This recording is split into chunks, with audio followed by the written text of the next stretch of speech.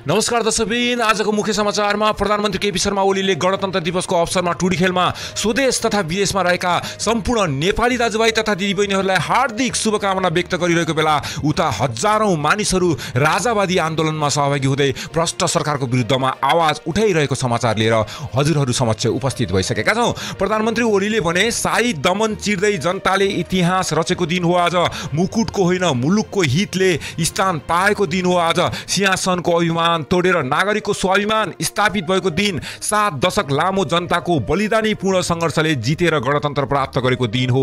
देशभर 18औं गणतन्त्र दिवस विभिन्न कार्यक्रमहरू सहित मनाइँदैछ भनेर प्रधानमन्त्रीले गणतन्त्रको महत्त्वको व्याख्या गरिरहँदा उता टुडीखेल नजिकै हजारौं राजावादी समर्थकहरूले गणतन्त्रलाई जरैदेखि उखेलेर राजतन्त्र पुनर्स्थापनाको माग गरिरहेका छन्। राज संस्थानको माग गर्दै आयोजित विरोध प्रदर्शनका जुलुसहरू विभिन्न स्थानबाट निस्कने तय गरिएको छ, जसको नेतृत्व विभिन्न नेताहरूले गर्ने भएका छन्। रत्न पार्क स्थित शान्ति वाटिकामा हुने मुख्य राजावादी प्रदर्शन अघि राजधानीका विभिन्न ठाउँहरूबाट जुलुसहरू सुरु हुनेछन्। मैतीदेवीबाट निस्कने विरोध र्यालीको नेतृत्व राप्रपाका अध्यक्ष राजेन्द्र लिङ्गदेनले गर्नेछन् भने राप्रपाका प्रमुख सचेतक ज्ञानेन्द्र साई पनि सो जुलुसमा सहभागी हुनेछन्। चाहभिलको सिफोल चौरबाट सुरु हुने अर्को जुलुसको नेतृत्व राप्रपा नेताका अध्यक्ष कमल थापा र राप्रपाका वरिष्ठ नेता पशुपति शमशेर जवराले गर्नेछन्। संयुक्त जनआन्दोलन समितिका संयोजक नवराज सुवेदीले नारायण चौरबाट सुरु हुने र्यालीको नेतृत्व गर्नेछन्। नयाँ बजारबाट निस्कने जुलुसको नेतृत्व राप्रपाका नेता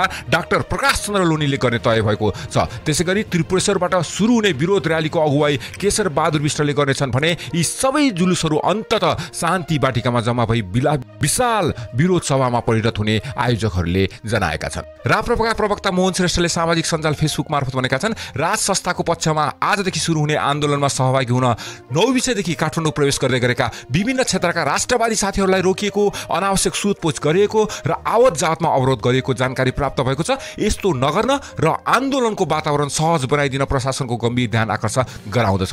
हस्त दर्शकबिन, आजलाई यति नै। तपाईको दिन शुभ रहोस्। यदि तपाईलाई हाम्रो प्रस्तुति राम्रो लागेको खण्डमा हामीलाई अवश्य सब्स्क्राइब गर्नुहोस् र यो सानो परिवारलाई विशाल परिवार बनाउनको लागि महत्त्वपूर्ण योगदान गर्नुहोस्। धन्यवाद।